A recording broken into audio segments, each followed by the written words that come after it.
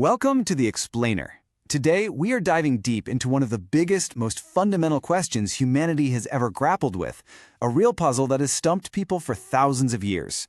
Who am I? So let's just jump right in. The sources we're looking at today suggest that the entire world, every single one of us, is trying to solve just one puzzle.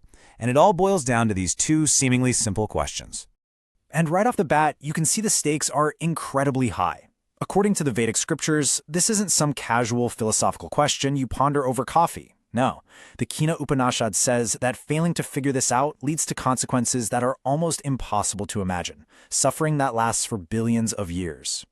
So, how are we going to tackle something this huge? Well, here's our game plan. We'll start by looking at just how big this problem really is. Then, we're going to question this idea that you are your body. From there, we'll explore what might exist beyond our physical form, look at why our own minds might be holding us back, and finally, uncover what's proposed as the only real path to the truth.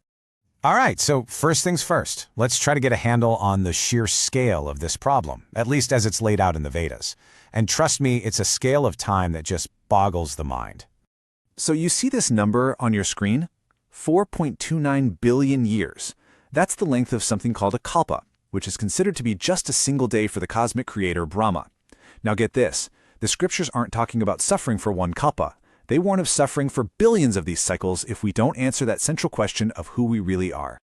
Okay, so now let's see how this argument starts to build. To even begin to answer the question, the source material tells us to just observe the world around us. It says that everything, literally everything, can be sorted into one of two basic categories. On one side, you have what's called Jad. This is all the inert stuff, right? Earth, water, rocks, things with absolutely no consciousness. They can't think, they can't feel, and on the other side you have Chaitan. These are conscious beings, like us, like animals. Beings that think and feel and have awareness. Simple enough, right? And this simple observation leads to a really profound question. Think about it.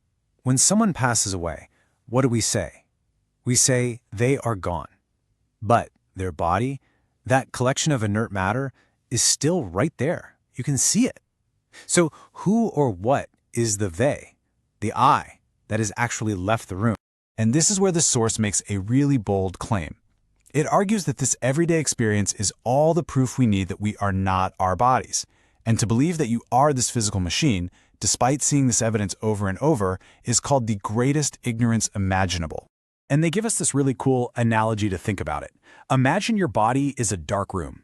The soul, or jiv, is like a lamp placed inside that room. The lamp is what lights up the room, making it seem alive and active. The body only appears conscious because the soul is illuminating it. The moment you take the lamp out, the room just goes dark. Okay, so if I'm not my physical body, then what am I? Well, this is where things get a little more layered. The philosophy suggests we're a lot more complex than just a spirit in a machine. According to this worldview, we actually have three distinct bodies, or sharir. The first one is the gross body. That's the physical one we all see.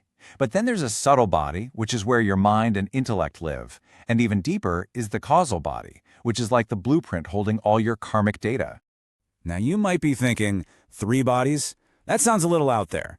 But think about your own dreams for a second. In a dream, you can see, you can hear, you can travel the world, all while your physical body is just lying there completely still in bed. So how on earth is that possible?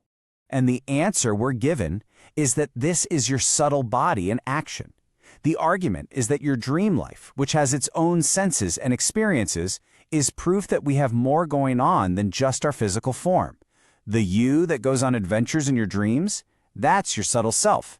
So if we've got these other non-physical layers to ourselves, why can't we just perceive them? Why can't we see our own soul? Well, the texts argue the problem isn't what we're looking for, it's what we're looking with. You know, whenever we want to learn about anything, we use a pretty standard toolkit, right? Our 5 senses gather all the data, our mind kind of sorts through it, and our intellect makes the final call, the judgment. That's it. That's the whole setup we have for understanding reality. But here is the massive catch the source points out. Every single one of those tools, your eyes, your ears, your mind, your logic, they are all products of the material world. They're made of Maya. They are part of that Jad, that inert side of reality we talked about. And that brings us to a huge problem. How can something material understand something that is non-material. It's like trying to measure the feeling of love with a yardstick. The tool just isn't built for the job.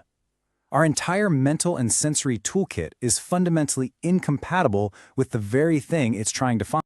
So if our own senses and our own intellect are destined to fail us on this quest, well, that means we need a completely different way of knowing, a whole different kind of proof. And this brings us to a concept called Shabd Praman. Basically, it means knowledge that you get from a totally authoritative and infallible source, a source that comes from beyond the material world that our minds and senses are trapped in. So, where do you find this kind of knowledge? The source points to two places. One is a realized soul, a true saint who has actually seen this reality firsthand. The problem? It's really hard to know who's the real deal. The other, more reliable option is the Vedas themselves. They're described as being eternal, not written by any human, and totally free from the errors and biases that all humans have. And so, the argument concludes that the only truly reliable way to understand who you are, to finally answer that question, who am I, is through the perfect wisdom found in the Vedas. They are presented as the only tool that can see beyond the limits of our material minds. And so we end by turning this question right back to you. Just think about how you talk every single day. You say, my body, my mind, my feelings. If all of these essential parts of your experience are just possessions, things that are mine, then who exactly is the I that owns them all?